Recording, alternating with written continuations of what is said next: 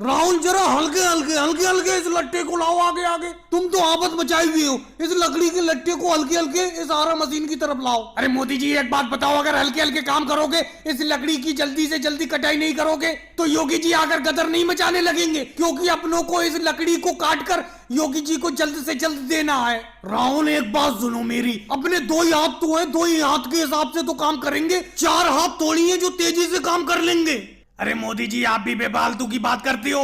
चार क्या 6 हाथ है अपना लोगों के, 2 तुम्हारे 2 मेरे और 2 केजरीवाल जी पीछे काम कर रहे हैं।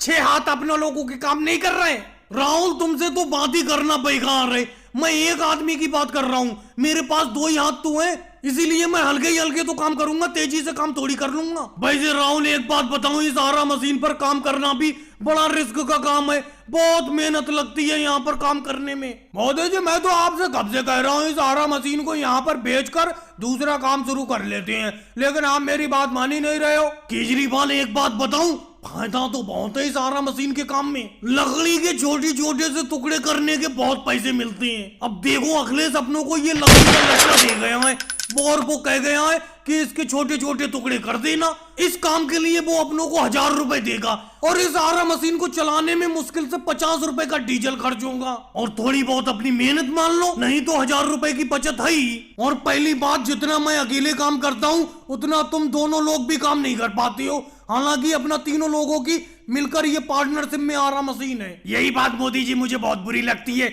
जब आप ये बात कहते हैं तो मुझे बहुत बुरा लगता है कि मैं अकेला ही काम करता हूँ। अरे तुम अकेले काम करते हो, हम क्या यहाँ पर अचार बनाते रहते हैं, ये बताओ। मोदी जी एक बात बताऊं आपको, आज मुझे अमित शाह जी ने शाम को पार्टी पर बुलाया है, तो 500 रुपए दे देना। राहुल मुझे तुम्हारी ये बात समझ में नहीं आती, परसों तो तुमने 1000 रुपए लिए थे मुझसे, वो सारे के सारे रुपए खर्च हो गए, अब तुम 500 रुपए और मांग रहे हो। तुम्हारे खर्चे बहुत ज्यादा बढ़ते जा रहे हैं, मुझे लगता है इस आरा मशीन को बेचना ही पड़ेगा